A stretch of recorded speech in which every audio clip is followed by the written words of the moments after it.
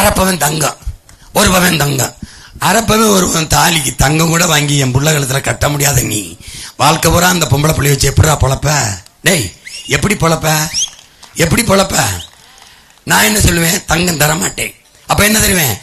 9 பவன் தங்கம்னாலும் என் புள்ள கழுத்துல கட்டுற வசதி வாய்ப்பை, வருவாய் பெருக்கத்தை, வேலையை உனக்கு கொடுப்பேன்.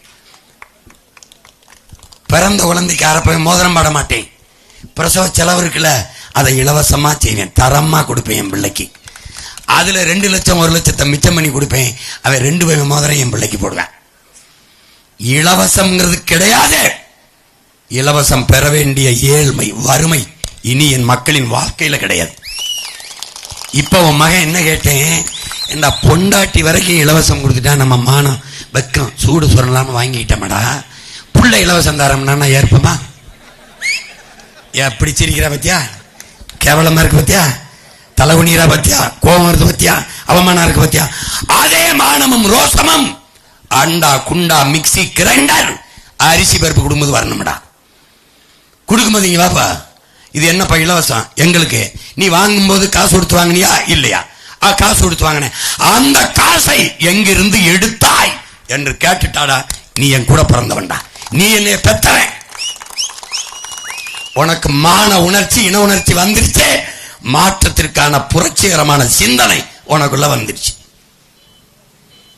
ஓட்டுக்கு காசு கொடுக்கும் போது அன்னை வாங்கிக்கிறேன் இருங்கண்ணே, நீங்க எதுக்குண்ணே தேர்தலில் எனக்கு காசு கொடுக்குறீங்கண்ணே?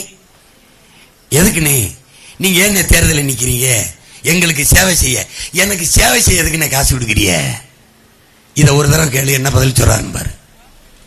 யார்ட்டாவது கேளு. உனக்கு சேவை செய்ய நான் ஏன்டா காசு தரணும்? உனக்கு சேவை செய்ய நான் எங்க காசு தரணும்? நீ தான் என்கிட்ட கொடுக்குறியே. கரண்டுக்கு காசு கொடுத்துற, தண்ணிக்கு காசு கொடுத்துற, ரோட்டுக்கு காசு கொடுத்துற, வீட்டுக்கு வரி கொடுத்துற, கல்விக்கு காசு கொடுத்துற, மெடிக்கலுக்கு, எஜுகேஷனுக்கு, எல்லாத்துக்கும் டாக்ஸ் இருக்கு, எல்லாத்துக்கும் நீ வரியை கொடுத்துற. இந்த வரியை வாங்கி என்னன்னா என் தம்பிகளே, என் தங்கைகளே, என் பெற்றோர்களே, உன் மகன் எனக்கு நானே பள்ளிக்கூடம் கட்டி படிச்சுக்கிற முடியாது, எனக்கு நானே மின்சாரத்தை உற்பத்தி பண்ணிக்கிற முடியாது, எனக்கு நானே ரோட போட்டு போய்க்கிற முடியாது. புரியுதா? அப்ப இதையெல்லாம் செய்யறதுக்கு பொதுவா ஒரு அமைப்பை உருவாக்குறோம். எனக்கு, உனக்கு, நம்ம அப்பாவுக்கு, சித்தப்பாவுக்கு, பிள்ளைகளுக்கு எல்லாருக்கும் கொடுக்க ஒரு அமைப்பு தேவைப்படுது. அந்த அமைப்புக்கு பேர் அரசு. அந்த அரசுக்கு ஏழை, பணக்காரன், உயர்ந்தவன், தாழ்ந்தவன் எல்லாமே ஒரு வரியை கொடுத்துரும். இந்த வரியை வாங்கி வச்சுக்கிட்டு மக்களுக்கு நலத்திட்டமா எஜுகேஷன், கல்வி, மெடிக்கல், மருத்துவம், குடிநீர், வாட்டர், ட்ரிங்கிங் வாட்டரு, தண்ணி, எலக்ட்ரிசிட்டி, மின்சாரம், டிரான்ஸ்போர்ட், ரோடு அண்ட் டிரான்ஸ்போர்ட், இப்படி பிரிச்சு பொதுமையா சேவை சர்வீஸ் பண்றதுக்கு தான் கவர்மெண்ட் அரசு. இதை செய்யறதுக்கு தானே அரசு. இதை செய்யாம ரோடு தனியார் முதலாளி, மின்சாரம் முதலாளி கொடுப்பாரு, தண்ணி அப்போலோ, கின்லே, மினரல். அந்த அப்போலோ ஓனர் எங்கடா இருக்கான்? எங்க பார்த்திருக்கா? தெரியாது. இந்த இவன் இருக்காமல அமேசான். அமேசான் யாரு? அமேசான் எந்த சந்தில எந்த பொந்தில இருக்கான்னு தெரியாது.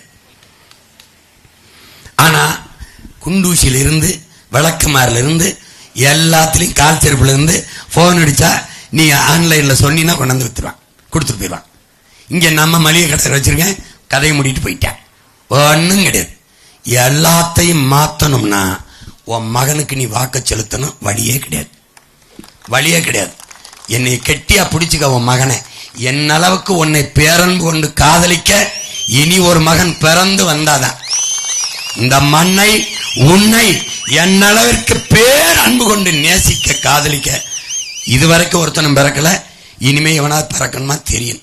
அது தெரியல பார்த்துக்க. அதனால ஒழுங்கா ஒரு ஓட்ட விவசாயிக்கு போட்டு நாட்டை மகன்கிட்ட கொடுத்துட்டு நிம்மதி அப்பாடு.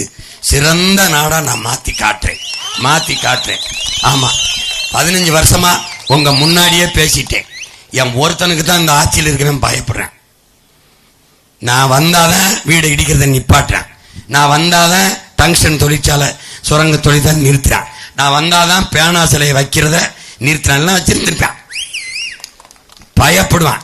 நான் எனக்கு ஒருத்தனுக்கு பையன் தான் ஏர்போர்ட் கட்டாம பறந்தூர் நிக்குது.